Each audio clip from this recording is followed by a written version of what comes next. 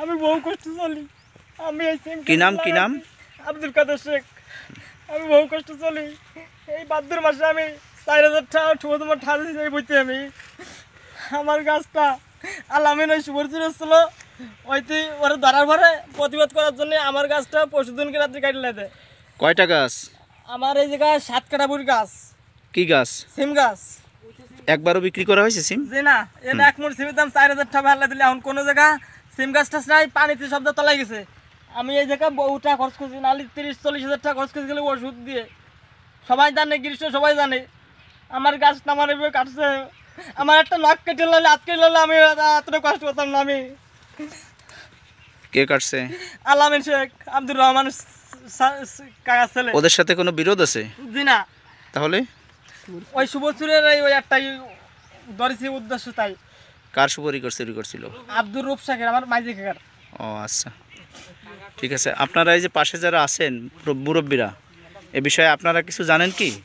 অবশ্যই হ্যাঁ, অবশ্যই জানি। কি জানেন একটু বলবেন? পূর্বে এই ছেলেটা এরকমের ক্ষয়ক্ষতি করে আসতেছে। এরকমের অনেক জমির আমাকে বর্তমান মেম্বার তার গাছ কাটছে, আমাদের নিজেদের ক্ষেতের সুতো কাটছে, গাছ কাটছে এবং চুরি ডাকাতির জন্য বিভিন্ন জায়গায় সে ধরা খাইছে। হিন্দু এলাকায় বিভিন্ন জায়গায় সে ধরা খাইছে। এর নজির আছে।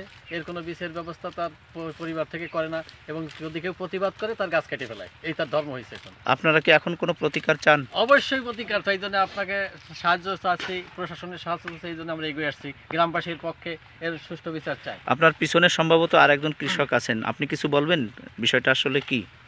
বলবো কি, এরকমের কাজে অনেক আগের থেকেই করতেছে। চুরি করে, এরকম গাছ কেটে ফেলাইছে, কয়েকজনের গাছ কেটে ফেলাইছে। কে? এই আব্দুর রহমান শেখের ছেলে আলামিন। আচ্ছা, এই গাছটাও কাটছে, এই সুবরি চুরি করছে, এই জন্যই ধরছে বলে এই জন্যই গাছটা শত্রুতামূলক কাটি দিয়েছে। কবে কেটেছে? পরশুদিনকে রাত্রে। গত পরশু রাত্রে। আজ হলো আপনার 18 তারিখ বুধবার। তা গতকাল ছিল 17, মানে 16 তারিখ রাতে কেটেছে। আপনাদের হিসাব তাই তো? বিকেলবেলা গাছ ভালো দেখছে, সকালবেলা এসে দেখি গাছ কাটা। জি জি। আচ্ছা, তাই আপনারা কি কোনো অভিযোগ করছেন? না, এখন করবো। সালিশ বিচারে বইছিলাম, তারা কোনো সারা লোকজন জড়ো করার পরেও মিটিং করছিস, তারা হাজির হয় নাই। মূলত তারা হাজির হয় নাই। এখন আইন ছাড়া তো কোনো লাইন নাই। এখন আইনি লাইন যাচ্ছি আমরা। আর লোকজন দেখতে যায়, কয় কি তোমরা দেখতে গেছো কেন? হয়, লোকজনদের বলছে দেখতে, এখানে দেখতে আসছে কেন? যাও কে?